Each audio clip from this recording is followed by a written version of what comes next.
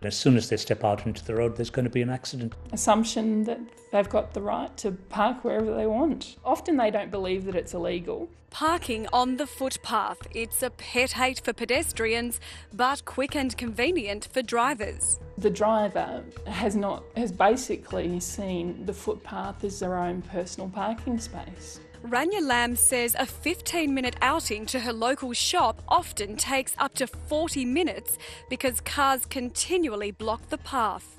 I've actually been bogged in the verge because I couldn't get around a car, and I tried going on the verge and it was turned out to be full sand. Rania says venturing out onto the road to go around the car is risky. This is what you're talking about? Yes, it is. It's a really good example of what we've been talking about, Belinda. You can see I can't go around the front. I can't get around the back without going out into the road. And as you can see, it's very badly maintained. It's basically sand. And this is a corner here too. It is, yeah. Cars come flying around. It is. I'm not terribly keen to get out there and put myself at risk of being run over. So then what do you do now? So basically what I do now is I have to turn around and go back until I find a driveway that I can get down into the road from.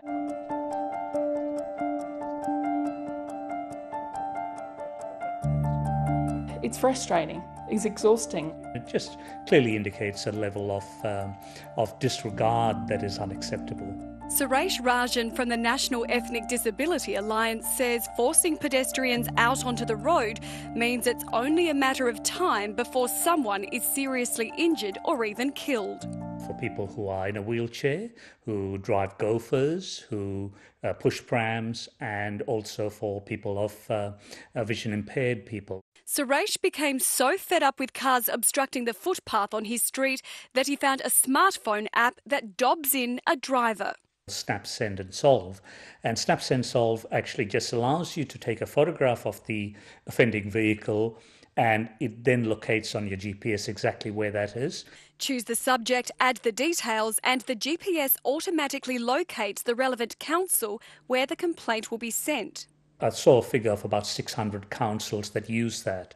But unfortunately for Suresh, his local council, the City of Stirling, doesn't accept photos from the app as evidence when issuing parking infringements. The City of Stirling told us only trained parking officers are able to determine if a car is parked illegally, and it is a legal minefield to administer fines based solely on photos from the general public.